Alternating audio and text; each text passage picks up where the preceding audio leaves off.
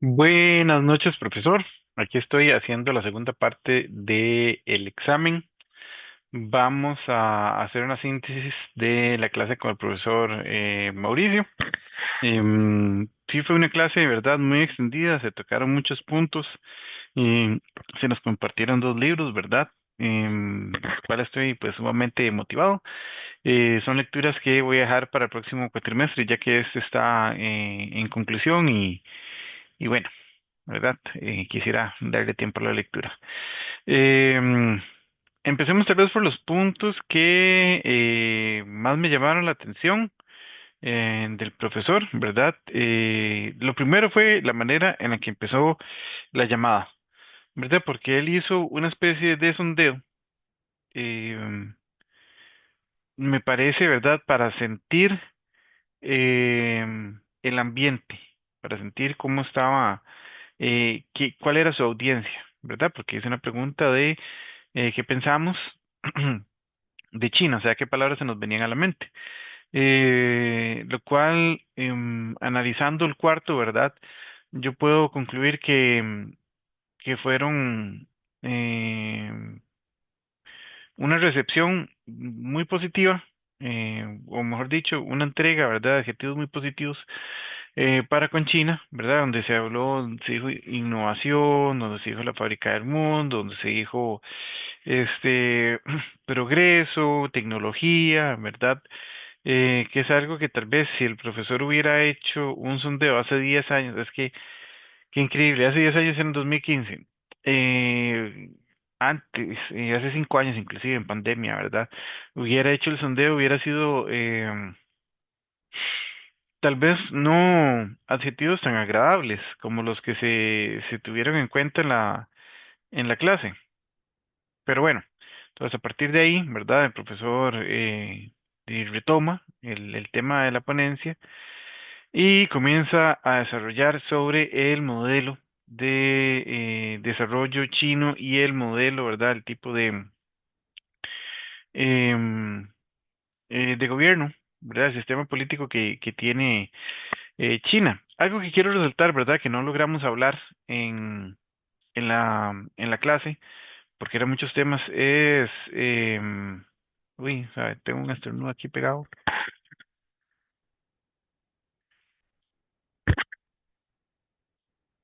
Bueno, espero no vuelva. Em, Fue, ¿verdad? Como cada país toma un modelo propio. No importa, ¿verdad? Si es un modelo capitalista, si es un modelo democrático, si es un modelo teocrático, si es un modelo comunista, socialista, em, siempre va a tener una cualidad de esa nación. Entonces, no podemos decir que el socialismo, el comunismo que se vive en China es el mismo que se puede vivir en Corea del Norte, o es el mismo que se vive en Venezuela, o es el mismo que se vive en Cuba. Es que todos son diferentes. Inclusive, ¿verdad? Eh, Se puede decir que casi todos han fracasado, por no decir que todos, o, ¿verdad? ¿Cómo medimos el fracaso? Si medimos el éxito a partir de la proliferación de armas, pues que Corea del Norte, ¿verdad? No ha fracasado. Se ha fracasado en otros aspectos, ¿verdad? Como el desarrollo de su población. Pero bueno, a lo que voy es que hablamos de que China tiene un modelo, ¿verdad? Que se origina en las castas, que se origina en el tipo de, de gobierno que se tuvo desde el principio de su existencia, ¿verdad? Donde básicamente era gobernado por una dinastía, después llegaba otra dinastía, pero siempre, siempre, siempre los chinos estaban sujetos a su emperador, ¿verdad? Y ellos no son de hablar de política, ellos no son de meterse en política, o sea, ellos son de hacer lo que les corresponde. Entonces los políticos van a hablar de política, los campesinos no, los comerciantes tampoco, los comerciantes van a hablar de comercio. Entonces, por ese lado, ¿verdad? Eh, Pudo proliferar la idea del socialismo en China, ¿verdad? Se habló que el profesor hablaba que los chinos tomaron el marxismo europeo y lo adaptaron a la realidad china, lo cual ha tenido mucho éxito. Y a diferencia de un modelo capitalista salvaje, eh, los chinos han sabido exponer, ¿verdad? Su potencial, comerciar, ir a otras naciones, no necesariamente imponerles prácticas democráticas, sino simplemente hacer comercio. Ahora bien, hay algo que el profesor dijo de lo que yo sí difiero, ¿verdad? Y no es como que quiera hacer un ataque al profesor Mauricio Ramírez, o que inclusive pueda sostener el ataque, ¿verdad? Es simplemente algo con lo que no estoy de acuerdo, ¿verdad? Porque él mencionaba que el capitalismo salvaje era un capitalismo donde se le sacaba máximo provecho a todo y tener el mínimo gasto, la mínima inversión social ¿verdad? Es un capitalismo, un consumismo salvaje. En esa parte estoy de acuerdo, ¿verdad? Eso no hay duda, no hay objeción. Lo que sí me parece, ¿verdad? Que es una apreciación personal y podríamos inclusive ahondarlo en otra sesión, donde el profesor habla que China es un poco más comedido. China, ¿verdad? No sabe, está consciente de que los recursos son eh, limitados, que China no va a cometer ese error, ¿verdad? Del que ha cometido Estados Unidos. Bueno, a mí me parece que China está haciendo las cosas diferentes en el sentido de que ellos se preocupan porque su nación y su pueblo y sus miembros, su calidad de vida mejore. Punto, ¿verdad? No me parece que China vaya a tener la misma sensatez con otras naciones, con las naciones con las que hace comercio, porque al final de cuentas ellos no se involucran, ellos no se involucran políticamente. Tampoco, en verdad, podemos darlo por cierto porque mientras China estaba en su surgimiento, de los 80 a los 2015 más o menos, que estuvo ahí en ese submarino, ¿verdad? Escondido, en la superficie estaban quemando pues petróleo, estaban quemando gas, estaban creando mucha contaminación, dióxido de carbono y no cumplía con los tratados porque ellos decían que se estaban desarrollando, ¿verdad? Que ellos tenían el derecho a desarrollarse. Entonces, ¿verdad? El fin no justifica los medios, pero fue la manera en la que se desarrollaron. Tuvieron que hacer todo eso. Y eso no implica, ¿verdad?, que no lo vayan a hacer en un futuro.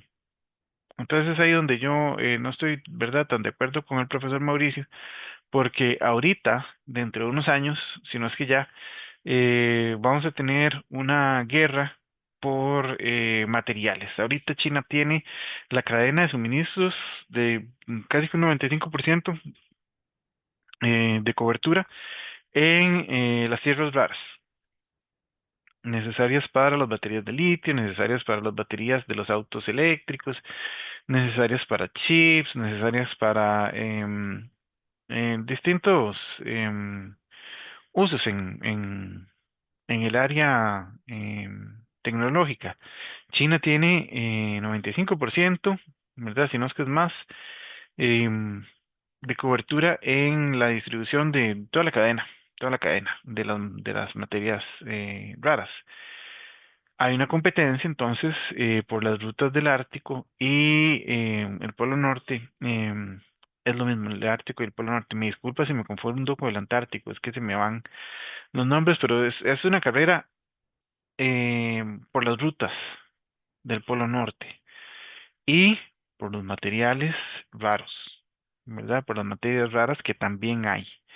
Y en esa carrera está metida Estados Unidos, China, Rusia, no sé quién más se va a meter ahí a pelear, pero no me parece, ¿verdad?, que el perfil de China sea tan benevolente, como lo menciona el profesor, ¿verdad? En ese aspecto yo sí difiero bastante.